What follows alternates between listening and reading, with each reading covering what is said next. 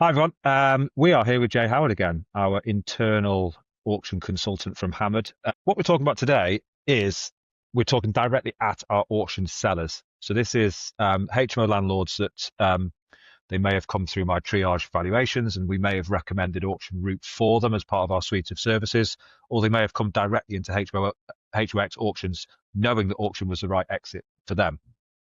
So you've already made a decision to sell your HMO with us at auction.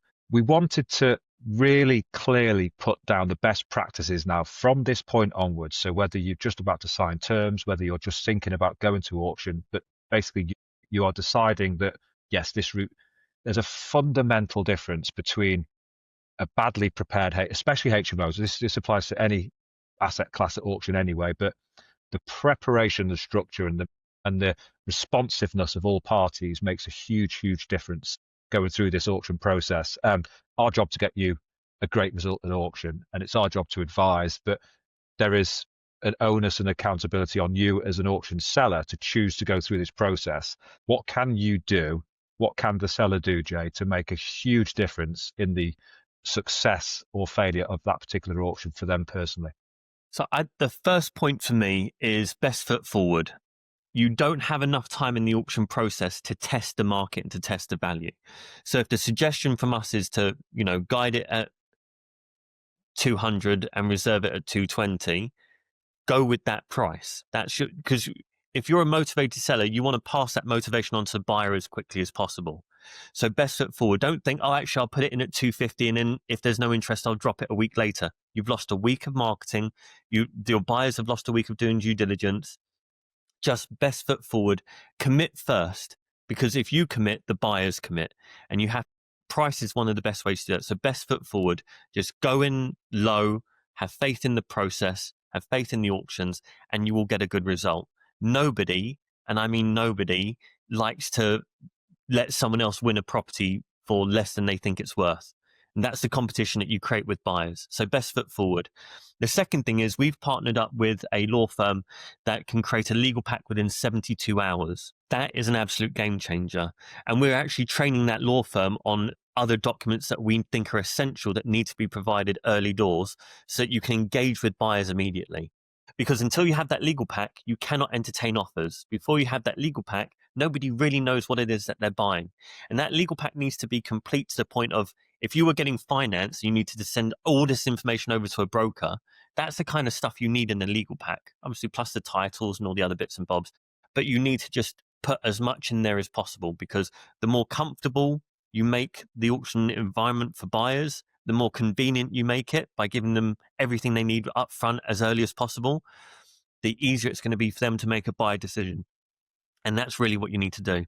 So that's the second point. The third point is tell your tenants. The number of people that list at auction and just forget to tell their tenants that they're selling, and all of a sudden the tenants don't want to let people into their room, it becomes a problem. Then buyers are sitting there thinking, these are problem tenants. Well, I now need to buy it for less because it's a problem tenant situation. Just remove all of those situations out. You reassure the tenants that they have an AST, that they're paying, that it's an investor that's buying it because they're paying the rent and because it's an AST, blah, blah, blah. You need to make everybody comfortable with that transaction. You can't remove the tenants from the equation because they're important.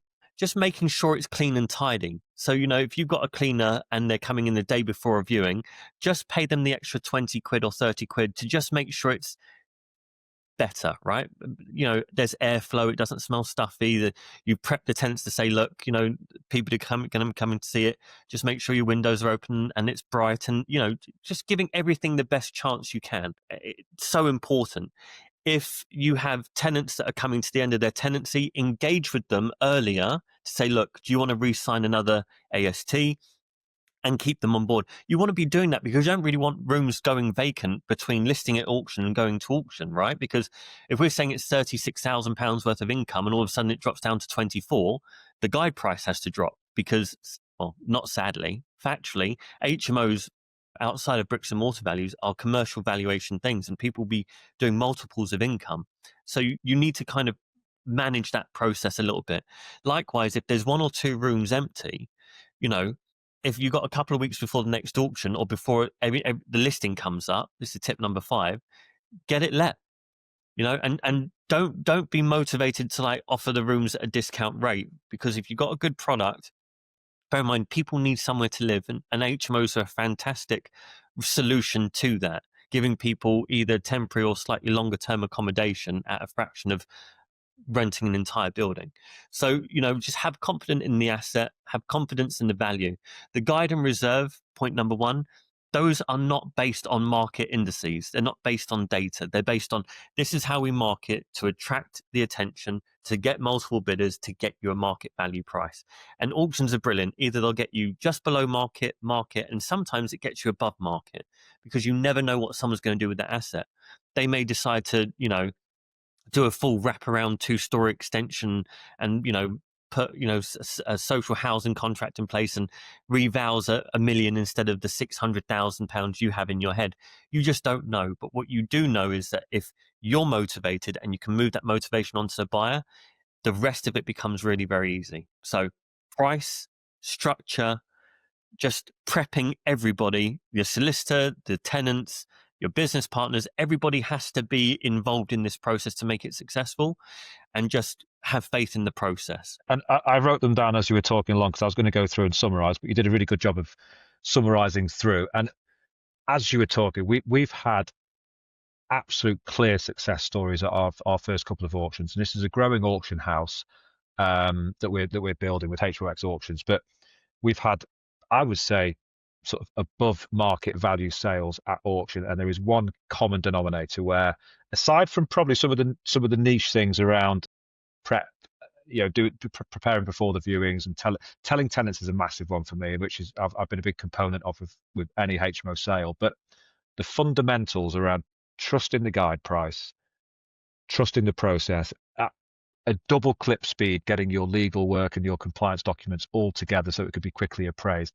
It seems like it's chalk and cheese at any auction, but particularly with all of the moving parts within a HMO, it's got to be really quickly assessed by a buyer while that motivation is high. So we've seen that firsthand, and hopefully, if you're a seller and you're going through that, if you're not quite ready at that point, then skip the next upcoming auction, because what we don't want to do is take you into that process where you've not got the legal support, you've not got the documents, you've got a couple of empty rooms. We would rather engage with you a little bit earlier and prepare you for an auction 12 to 18 weeks time or 6 to 10 weeks time, rather than putting you into something where you're not going to hit those fundamentals that Jay's gone through, because it makes a big difference on our service to you and the outcome that we're going to get. So there you go. That's from the horse's mouth from Jay, the top tips selling HMOs at auction, with our auction consultants Jay and Piotr, who is somewhere else, from Hammered. Thanks for that, Jay.